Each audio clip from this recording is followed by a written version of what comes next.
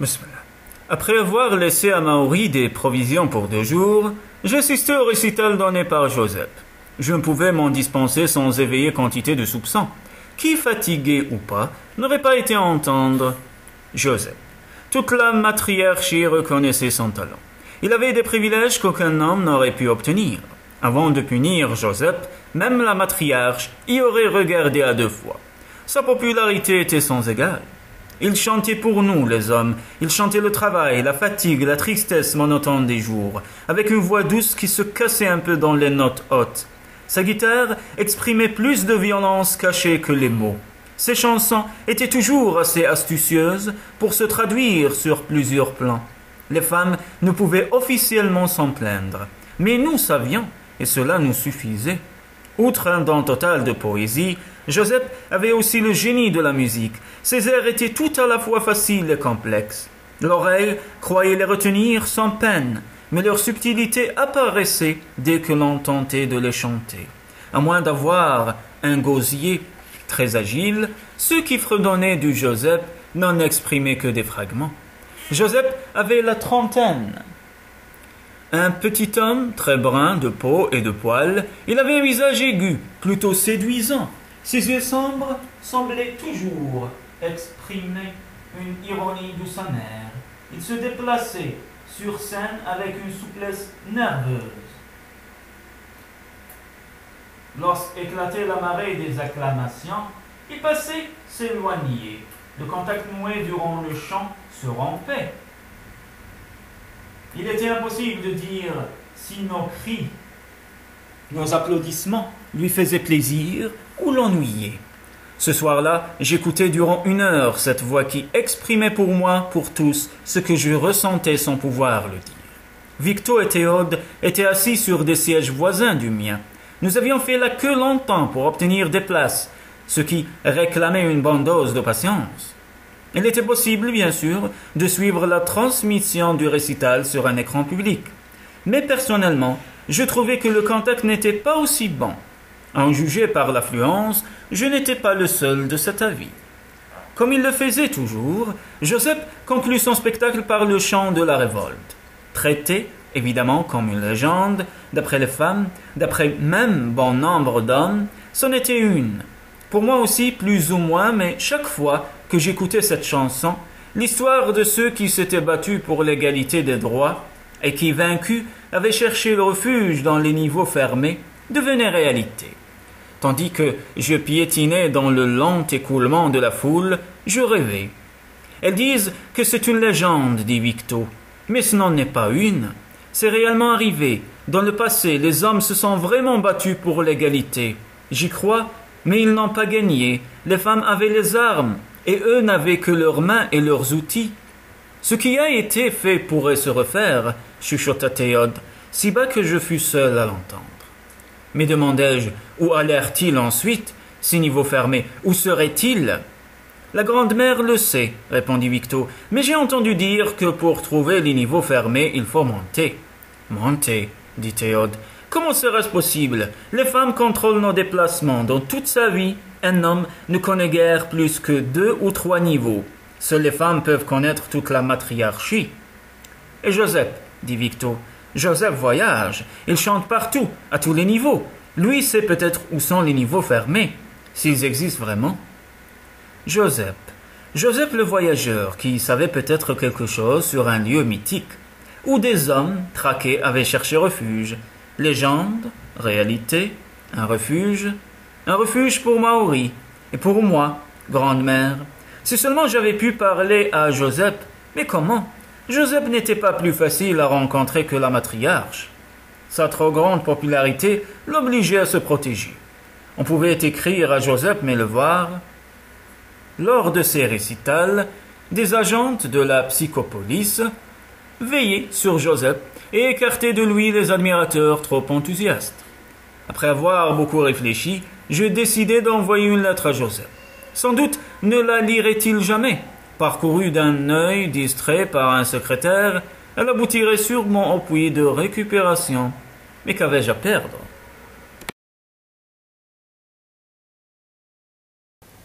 Une fois de plus, Je me relevai pour aller commettre mes larcins nocturnes. Tant que je restais dans les couloirs, je ne risquais rien. J'étais dans mon secteur. J'avais le droit d'y être, même vêtu comme un jardinier. Maury n'aurait pas pu rencontrer quelqu'un dans les couloirs sans éveiller des soupçons. Il était étranger au secteur. Quiconque l'y découvrant se serait demandé ce qu'il avait à faire. Moi, j'étais à ma place, extrêmement réduite. La circulation nocturne n'en existait pas moins. Pour une raison ou une autre, des hommes se relevaient parfois et se déplaçaient, en prenant soin de dissimuler dans mes vêtements ce que j'apportais à Maury. Je n'avais pas grand risque à croiser un camarade. Il se contentait d'un vague bonsoir et ne s'interrogeait pas sur ma présence. Le danger commençait aux cuisines. Je n'avais strictement rien à faire là, d'autant moins que les portes étaient fermées pour la nuit. Pour m'introduire dans la place, je dévissais une grille d'aération. Quiconque me surprendrait en tirerait la conclusion immédiate. Voleur. Voler était un crime contre la matriarchie. Sans parler du reste, par le même moyen, grille d'aération, je volais des piles dans la réserve pour la lampe de Maury. Je rapportais à la blanchisserie ses vêtements salis pour en prendre des propres. Un contrôle des stocks inopiné ferait découvrir ces irrégularités, auquel cas il y aurait sans doute une enquête. Maury n'avait pas tort. Lui et moi étions installés dans un provisoire qui finirait inéluctablement par déboucher sur la catastrophe. Ce soir-là, la peur qui m'accompagnait toujours dans mes expéditions se faisait plus intense et se doublait d'une sensation de malaise. Il me semblait être surveillé par des yeux innombrables. 2 fois, en allant en cuisine, je crus entendre un bruit furtif. Je me retournai brusquement pour ne découvrir que le couloir vide. Mais de nuit, il n'était plus éclairé que par les veilleuses, ce qui laissait bien des zones d'ombre. Mon acuité auditive, démultipliée par la peur, explorait le silence. Avais-je vraiment entendu un bruit, ou mon imagination surexcitée par la crainte l'avait-elle inventé? Étais-je suivi, guetté par qui la psychopolice ne se serait pas souciée de filer un coupable présumé? Elle se serait contentée de l'arrêter et de l'interroger, pour découvrir très vite la vérité absolue. L'esprit humain ne résiste pas au sondage. Je suais en dévissant.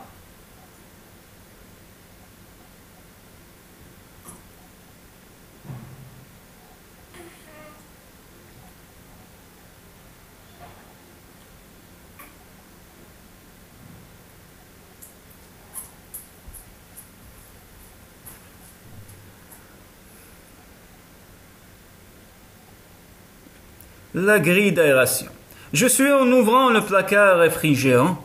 Une bouffée d'air gelé me glaça et le ronron du moteur qui s'enclenchait me fit sursauter.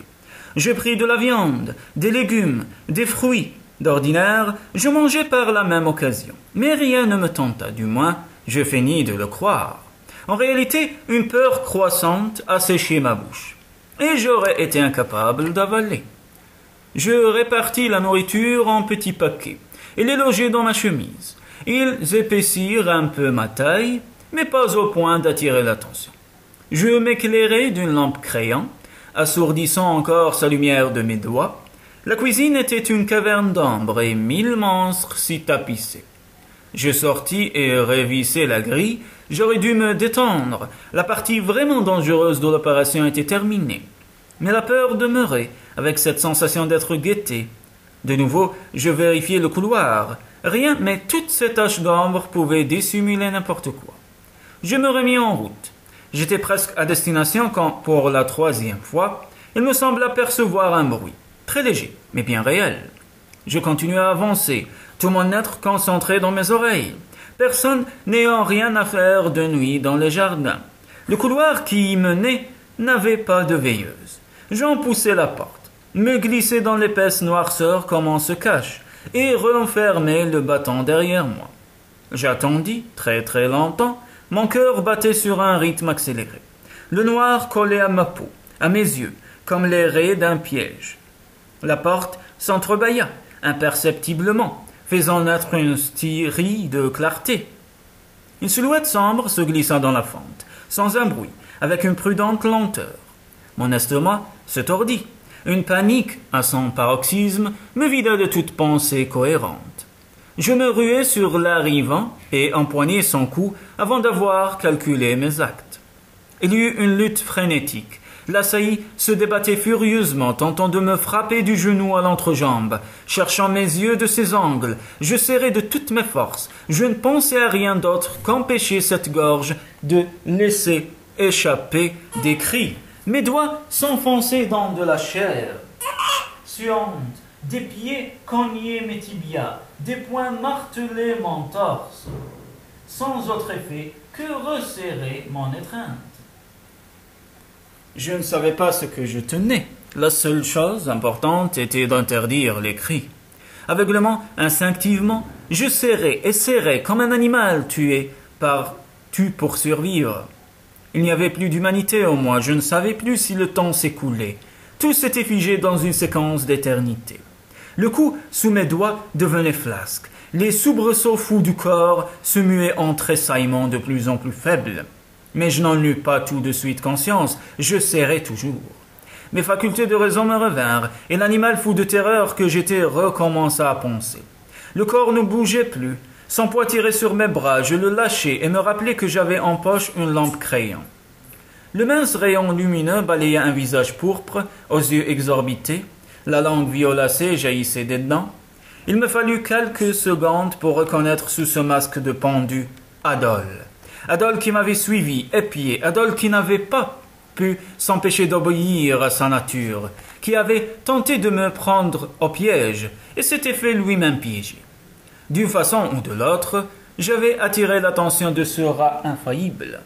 Dès qu'il s'agissait de nuire, le soupçonnait, il ne pouvait que s'acharner à tout découvrir. Il m'avait filé.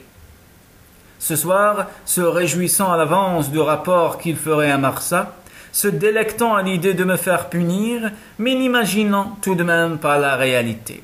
Crime contre la matriarchie, et non petit délit, et n'imaginant pas non plus que ma terreur pourrait me rendre très dangereux, pour la dernière fois, Adol avait suivi ses instincts d'espionner. Il était mort. Je regardais ce visage rendu hideux par la strangulation. Je le haïssais. Mon crime ne m'inspirait pas de remords. Je n'avais pas fait plus qu'éliminer une vermine. Malheureusement, même mort, Adol restait nuisible. La trace de mes doigts s'inscrivait sur son cou. Impossible de transformer ce meurtre en accident. Je n'avais d'autre solution que jeter le corps dans le puits de récupération. Et la disparition d'Adol amènerait une enquête, pas très poussée. Il s'agissait d'un homme, pas d'une femme, donc d'un être sans importance. Mais de routine ou non, l'enquête aurait lieu. Que j'inspire aux enquêteurs le plus petit soupçon, que leurs yeux exercés devinrent la moindre trace de peur, et je serais sondé. La catastrophe qui menaçait depuis que j'avais découvert Maori dans les Cartènes était presque là. J'essayais de réfléchir avec un semblant de logique. Ma terreur, nauséeuse, ne me rendait pas la tâche facile. Je finis quand même par envisager une possibilité de repousser l'échéance. Pour y parvenir, il me faudrait l'aide de Théode et de Victo, ce qui les entraînerait avec moi dans le crime. En avais-je le droit? Je commençai par aller jeter le cadavre dans le puits le plus proche. Il s'engloutit dans le gouffre d'ambre. La dissocieuse ronronna en digérant sa proie. Puis j'allais mettre Maori au courant des nouveaux développements de la situation. Il écouta mon récit sans faire de commentaires et sans manifester de surprise, et dit ensuite. Il fallait s'y attendre. À présent, c'est le puits pour nous deux. Ça sera sans doute plus facile de sauter ensemble, mais j'aurais voulu que toi au moins tu puisses vivre. Je crois que ce n'est pas encore le puits. J'ai un plan. Je le lui détaillai. Ça pourrait marcher, admit-il. Mais crois-tu que cela en vaille la peine? Je veux bien ne pas douter de tes amis, mais les risques se multiplient et la fin viendra tout de même. Il n'y a pas d'issue, Gerd. Tu le sais aussi bien que moi. Si, dis-je, il y en a une. Les niveaux fermés. Gerd, tu? Non, ne me parle pas de mythe. C'est une réalité, nous le prouverons. Le problème d'Adol réglé, nous passerons au suivant. J'avais parlé avec un maximum de conviction, autant pour balayer mes propres doutes que ceux de Maori. Dans le bleu morne de ses yeux, une petite lueur d'espoir s'alluma.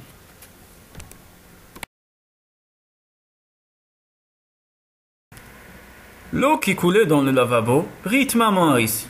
Durant que j'avouais à voix chuchotante tous mes crimes à Théode et à Victo, je me hâtais et résumais. La nuit avançait, il restait beaucoup à faire avant le matin. Les yeux bruns de Théode débordaient d'incrédulité. Victo plissait les paupières. Tous deux se taisaient. Je les avais réveillés pour leur demander de m'accompagner aux douches. À cette heure tardive, nous pourrions y parler sans trop de risques. Et j'avais ouvert un robinet pour que le bruit de l'eau étouffe ma voix murmurante. Notre tête était proche. Mon récit terminé. Victo exprima. Je savais que tu avais des ennuis, Gerd, mais je dois dire que je ne les imaginais pas aussi graves. Je ne te blâme pas. La condamnation en rejet m'a toujours semblé être une monstruosité. Je n'ai jamais frappé un rejeté. Lorsque retentissait l'appel à la curée, je préférais fuir. Le courage et l'occasion de faire ce que tu as fait m'ont manqué. C'est tout. Quant à Adol, je l'aurais volontiers tué moi-même. Je suis un vieil homme. Ma vie approche de son terme. Qu'elle doive être écourtée ne me gênerait pas tellement. Je t'aiderai, mais Théode est jeune. Théode est adulte, dit mon ami blanc. J'ai peur, je l'avoue, très peur, mais je t'aiderai aussi. Notre vie n'est pas si merveilleuse qu'il faille s'y accrocher à tout prix. Travail, punition, injustice, tu as réussi à me faire croire au niveau fermé, nous les chercherons. 1000 impondérables auraient pu faire échouer mon plan, mais il réussit. Victo, qui les gardait en tant que premier jardinier, fournit des fiches de travail remplies par la petite écriture pointue qu'Adol. Des doigts agiles de Théode, qui savait tout limiter, fabriquèrent un faux message, où Adol annonçait son intention de se suicider. Les hommes sont capricieux, versatiles, enclins en dépression sans motif, tout le monde sait cela. Ces stupides animaux se suicident volontiers, une façon comme une autre d'échapper au travail. La paresse n'est pas leur moindre défaut. L'enquête, un peu plus que routinière, fut menée par Marsa. La psycho n'intervint même pas, ses activités d'espion n'avaient pas rendu Adol populaire. Il n'avait pas un seul ami. Tous les jardiniers le détestaient, vigoureusement. Il n'était donc pas surprenant qu'il n'ait confié à personne les raisons de sa dépression. Marsa n'avait ni finesse ni intuition. Elle ne soupçonna rien. L'affiche qui attestait de l'existence d'Adol, jardinier du secteur 4223 sud, fut détruite, comme l'avait été son corps. Et il ne resta plus trace du Rousseau chafouin, qui avait employé toute sa courte vie à nuire. Seule la récupération le rendit enfin utile.